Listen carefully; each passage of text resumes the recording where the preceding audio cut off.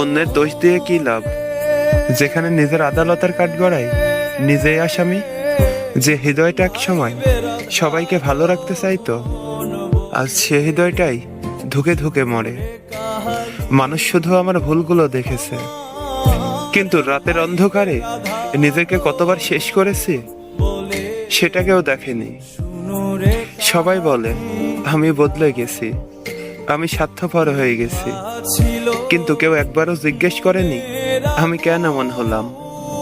মানুষের অবহেলা সইতে সইতে আজ নিজের ভেতরেই এক বিশাল দেয়াল তুলে দিয়েছি। এখন আর কারোর ওপর অভিমান হয় না, শুধু নিজের ভাগ্যের উপর করুণা হয়।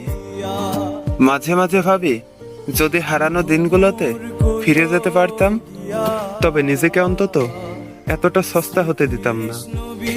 যাদের হাসির জন্য আমি নিজের সুখ বিসর্জন দিয়েছি, আজ তাদের কাছেই আমি সবচেয়ে বড় অপরাধী।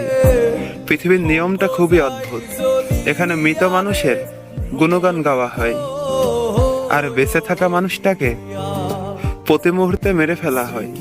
আমি মারা গেলে হয়তো সবাই কাঁদবে, কিন্তু আমি যখন বেঁচে থাকার জন্য একটুখানি সান্ত্বনা চেয়েছিলাম, তখন সবাই ব্যস্ত ছিল আমার বিচার করতে।